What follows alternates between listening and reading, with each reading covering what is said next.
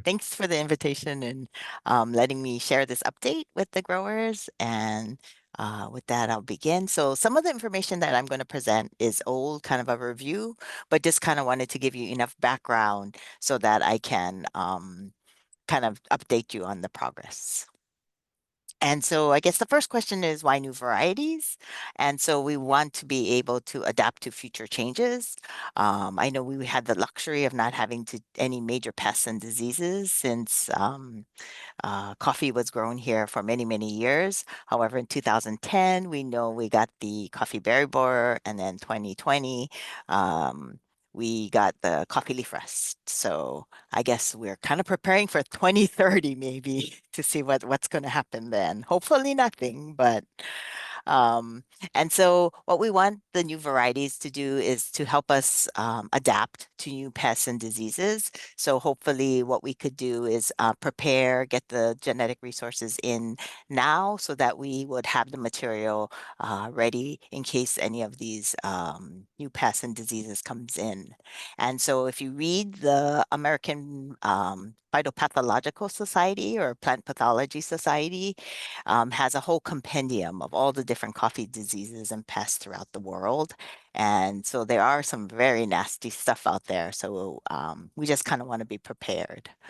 Also, because we will see changes in weather patterns, hopefully some of these new varieties will help us adapt to that. And also, it would be nice to be able to get provide different taste profiles. So I actually listened to a coffee podcast, and they were saying that it would be that they noticed that the consumers now are getting more savvy at saying, "Hey, I are requesting that I want a honey processed, or I want coffee grown in this region." So I guess what they're actually aiming for is somebody will say, "Hey, I want a Kona that's anaerobic and or something," and so then that's how they anticipate the consumer market to move along.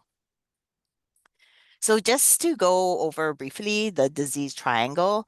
So for diseases to occur in relation to coffee leaf rust, we have to have the virulent pathogen, which is we know is the Hemilia vestatrix, and we know from the work that Dr. Vereza did that we do have race 24.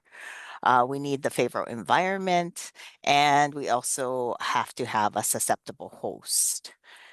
And so to prevent diseases, we can aim to disrupt one of the conditions. And so if there is a component of the surveying and monitoring, so if you can do something to alter the environment, then that would also stop disease spread. There's the field management portion with the pruning, aeration through your field, fungicide sprays. And then there's also the manipulation of the host. And so this would be where the new varieties would kind of fit into the disease triangle picture. And so if you remember, coffee is a huge family.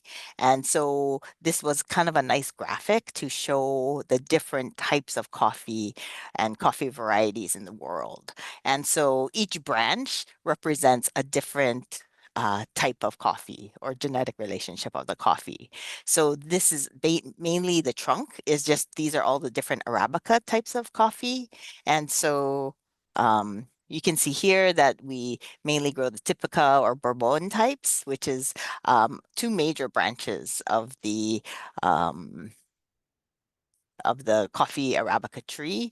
However, unfortunately, these are the ones that are susceptible to coffee leaf rust.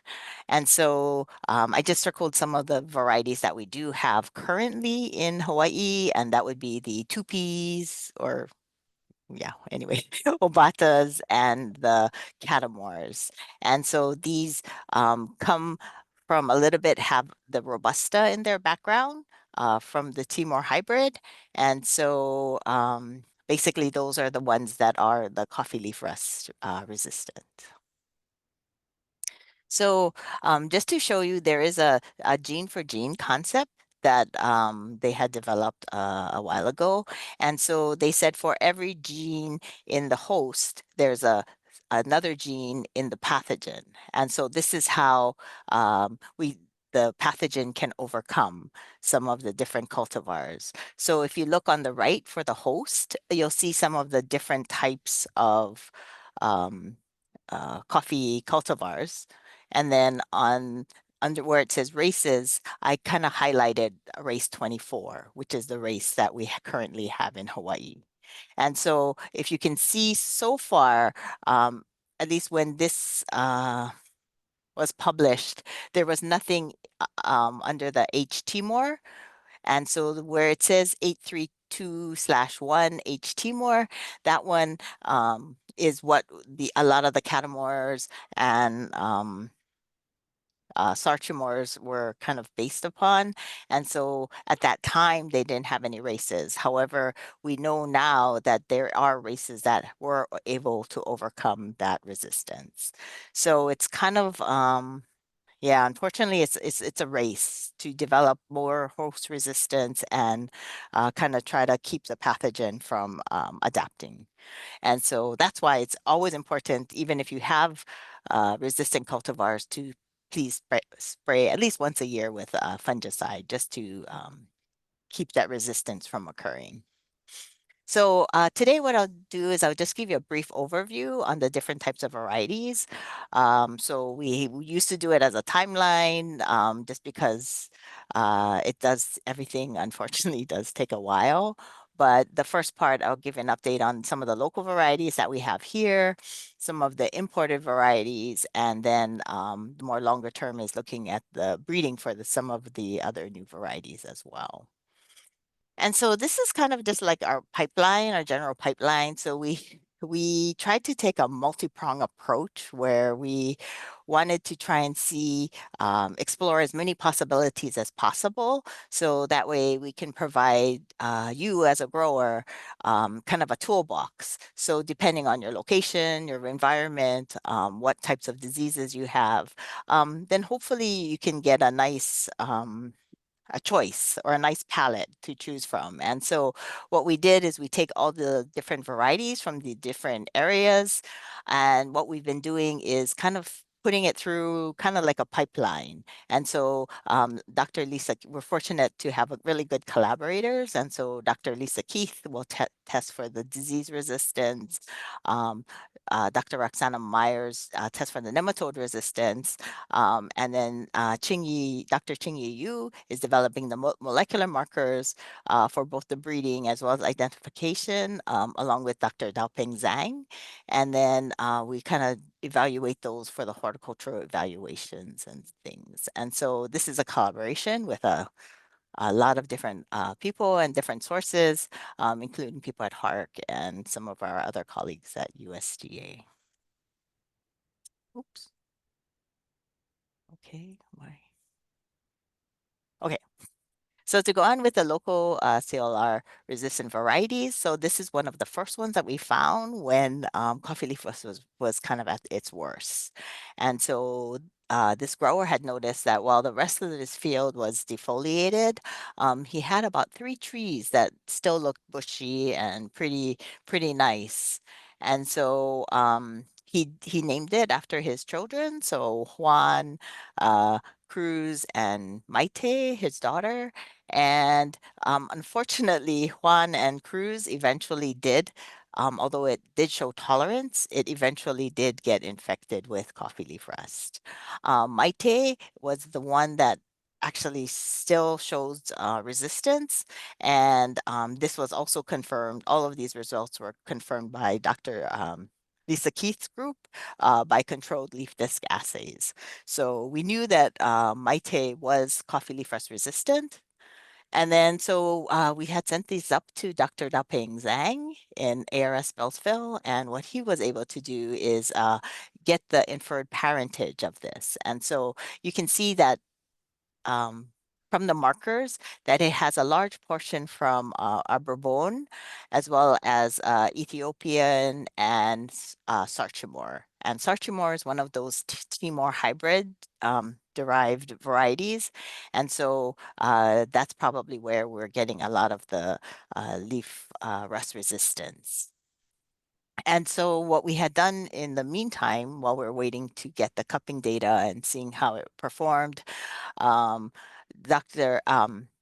Mike Shintaku's lab, so Steve Starnes in Dr. Mike Shintaku's lab was able to put these plants into tissue culture and through somatic embryogenesis generate some plantlets. And so what we're doing is we got the materials from Steve and we currently sent them to HARC for larger scale propagation. And in the meantime, what we're doing is we're also growing a small batch here so that we can have some material for Dr. Roxana Myers to test to determine if we need to graft these cultivars or not. And in the meantime, Chai from Greenwell Farms was nice enough to cup some of it for us and share the cupping data with us. And so the cups from this Maite were floral chocolate with bright acidity and with a slightly thin body, but the coffee is very geisha-like. So it seemed promising, and so that's why we went on further to send these to HARC so they can mass propagate these, and these would then become available to the growers. Okay. Another local variety selection is from Greenwell Farms. So Tommy had noticed that some of these trees were very, very productive and did not seem to get the coffee leaf rust. And so we did establish these in tissue culture and were able to send it away for genetic analysis. And so these seem to have the catamore background, which is the 5175, and then also a little bit of uh, it's most similar to Anna Cafe, but I think it's because it has a lot of the Sagamore in its background. And so right now, Tommy is in the process of cupping these, and we are also trying to initiate some in tissue culture. And so depending on the results of the cupping and production, what we'll do is then send these over to HARC for mass propagation as well. And so, yeah. So just before I end this section, I just wanted to let everybody know, though, so thanks to having Dr. Ching Yi Yu here at PBARC, what we're also able to do is we are able to now do the SNP genotyping in-house. And so hopefully if other people have other varieties that they might be questioning or want to know what they are, now we have the capability of doing it here. So, just, okay. So now we're going to just move along to the importation of coffee leaf rust resistant varieties. And so, as everyone knows, importation of coffee from international sources is prohibited into Hawaii or Puerto Rico. And so this is regulated by USDA-ARS. And so coffee that is brought in for propagation purposes has to be brought in through a controlled import permit. And so this is pretty strict requirements on having very clean material. In addition, if you're bringing in coffee plants from the US mainland, then the Hawaii Department of Agriculture also has a quarantine procedure, which it also requires a 1-year quarantine. Okay, and so the first ones that we had started with is the World Coffee Research International Multi-Location Variety Trial. And so this is where World Coffee Research was able to get the best varieties at that time from the different countries. And what they did is then they also grew it in different countries as well to kind of see what the genetics, how well the cultivars did in different locations. And so we were fortunate to participate in this thanks to working with Dr. Chifumi Nagai at HARC. And so here's some of the varieties that are in the trial. As you can see, not all of them are coffee leaf rust resistant. And then, but so we do have a few susceptible in that trial. But for us, it's kind of more of a check. And so, in addition, we added in some Typica and Katuai to use as our internal local check as well. And so, I guess under the tolerant and resistant lines, you can see the ones that are, in general, more resistant to coffee leaf rust. Not necessarily race 24, but they are considered to be resistant. And so the nice part about it is we actually were the last participant in the IMLVT trials. So I'm sorry, rural coffee research actually has generated a lot of data on some of the materials that had started a lot earlier than we did. And so you can see on the top of their yield is EC16, which is also now known as Mundo Maya, and the H1 Centroamericano. These two are actually quite, these are two are F1 hybrids, which would require you to propagate it by tissue culture or some other grafting or some other type of vegetative propagation. And then further down the line, you can see some of the other cultivars that are in our trial. So. And so, thanks to the Raw Coffee Research, what we were able to do is we were kind of worried that maybe these cultivars wouldn't be good for the Hawaii market. And so, what we were able to do is they sent us about 100 grams of green beans, bulk from the different locations, growing locations, and they sent it to us. And we had help from our local Q graders to actually get scores for all of these. And so you can see some of the, we also used the rest. So we used every single grain of these roasted coffees. And so after the formal cupping was done, where we got the scores, we also had a group of growers, and I think you can see Andrea in the background there to kind of evaluate the cups as well. And so here's kind of the results from that. And so you can see location does really make a difference. So if you can see, I color coded some of the countries. And so you can see Nicaragua in general tended to score much, much higher. And then the sample ID is actually the different variety types. And then the final score was based off of, I think, the 5 cuppers. And so you can see, remember the EC16 and Centroamericano, which actually had the highest yield in the WCR studies. Also, you can see them showing up quite a bit in the Kai cupping quality scores as well. Along with, just to note, Batian, which I'll talk about shortly.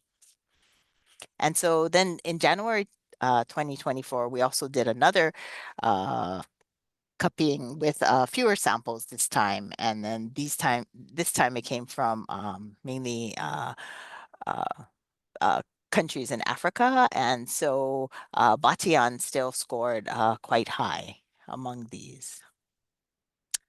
And so uh, with that knowledge, what we're also trying to do is, since Central Americano and Mundo Mayo or EC16 is seems to yield well, seems to cup well. These are ones that we felt fairly confident that we would want to try in a larger scale.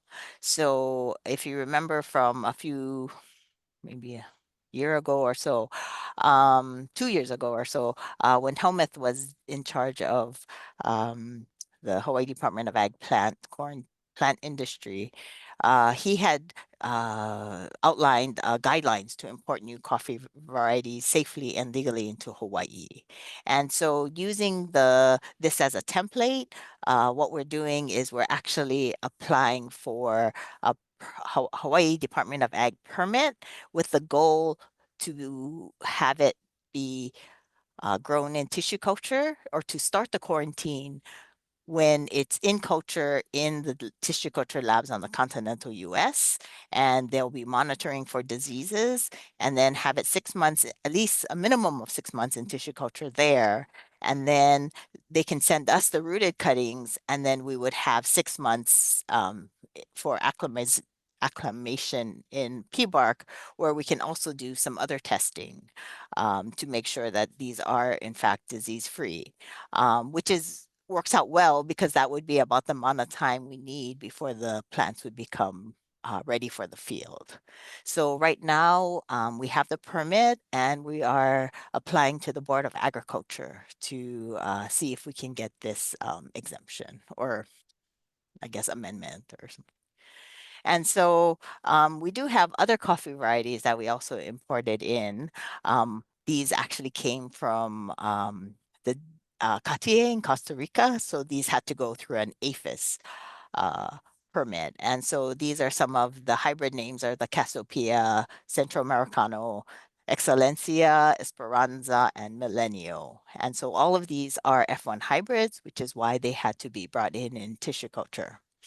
Unfortunately, um, well, I guess the regulations state that the tissue cultures have to be in quarantine for 2 years, and while the seedlings have to be in quarantine only for 1 year. And so what we're what we're waiting on right now is, so we are actually approaching the end of the year and a half. And so what we're hoping to do is get these out on its own root system, since APHIS requires that the plants be grown on its own root system for at least 6 months, where they can monitor it before it's released. And in addition, what we're also applying for the Board of Agriculture, Hawaii Department of Agriculture, to get board approval to have the quarantine period be concurrent. Because theoretically, once the plant materials pass the APHIS permit, then they're kind of released from APHIS, and then we could also have a second 1 year quarantine on from the Department of Ag, Hawaii Department of Ag. So that's why we're trying to kind of combine some of these. And so for our permit, what we had to do is we actually got a biosafety lab 2 laboratory in the meantime, just because we wanted to get these out as quickly as possible. And so this is actually a laboratory that could be used for, I think it was using COVID in some other developing countries. But basically, this is where we're going to actually do the last 6 month quarantine. The only problem is, as you can see on the shelves where all the plants are supposed to be, there is no light. And so our lighting was delayed. And so actually that's what's been holding us up. However, I have a FedEx tracking number now that says that it should be delivered on March 7th. And so I plan to start the 6 months quarantine from as soon as we get the lights in. And so earlier I had mentioned that Batian did cup well. The advantage of Batian. So this is a cultivar that was developed by the Kenya Agriculture and Livestock Research Organization. They call it CALRO for short.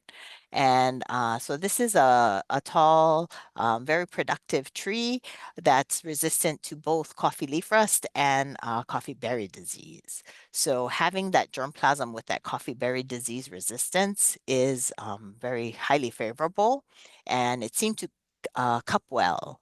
And so the advantage of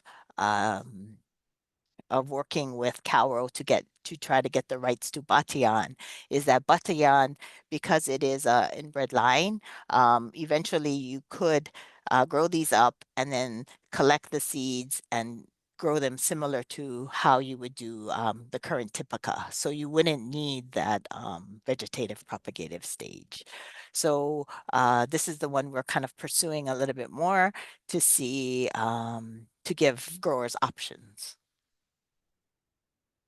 Okay. And now we're going to move along to breeding new coffee varieties. And so what I really have to do is thank Dr. Chifumi Nagai. She had anticipated a lot of this coming many years ago. And so she had actually made a lot of the different crosses and brought in a lot of the material that we have currently in Hawaii. So thanks to her foresight, we actually have kind of a head start on the coffee breeding aspects. And so now that Dr. Nagai is retired, Dr. Ming Li Wang has taken over her program. And so Chifumi had done some crosses between some of the Catamores and some of the elite Hawaiian varieties. And so this would be the Typica, Katuais, Mocha, and Katuras. And so she had crossed it with some of the 5175 and 8667, which is the Catamores. And then Dr. Ming Li Wang has also now crossed these with Obata as well. And so this is a nice collaborative project. So once she has the seeds, she sends the leaves, I'm sorry, she sends those over to Dr. Keith's group. She does the coffee leaf rust assay to determine which of the populations are resistant versus susceptible. And then the susceptible resistant materials are actually being sequenced by Dr. Chingy Yu's lab. And so from there, hopefully we can pull out the resistance genes, which should help speed up the process. In the meantime, some of the materials are coming out to our different field locations where we're going to be evaluating it for the horticultural traits as well as the cupping qualities. So in addition to that, we're also participating in the World Coffee Research Innovia Global Arabica breeding network. And so this is kind of their evolution from the IMLVT trials. And so they got the best performing IMLVT lines. And what they did is they crossed them so that we have different types of resistance in those genes. So if you go back to that first, one of the first slides where I showed you all the different resistance genes, and how they're resistant to different races. So now the goal is to combine some of those so that we will have a more robust plant that's resistant to different types. And so these materials were brought in, and these are actually ready to go as soon as the lights are in the room. Then these will be grown out for the 6 months. Hopefully they pass both APHIS and HGOA permitting, and we can get those out into the field for evaluation. And also these would be probably excellent material to use as for further breeding as well. Okay, so this is the chart that I had showed you and how we really are in I guess, a race against the pathogen to try and build the best most resistant host. And so just a reminder as a take-home message and to please treat resistant cultivars with fungicides to prevent new races from forming. And so unfortunately, you do have to spray, but at least because they're resistant, you won't have to spray as often as if you were growing a susceptible variety.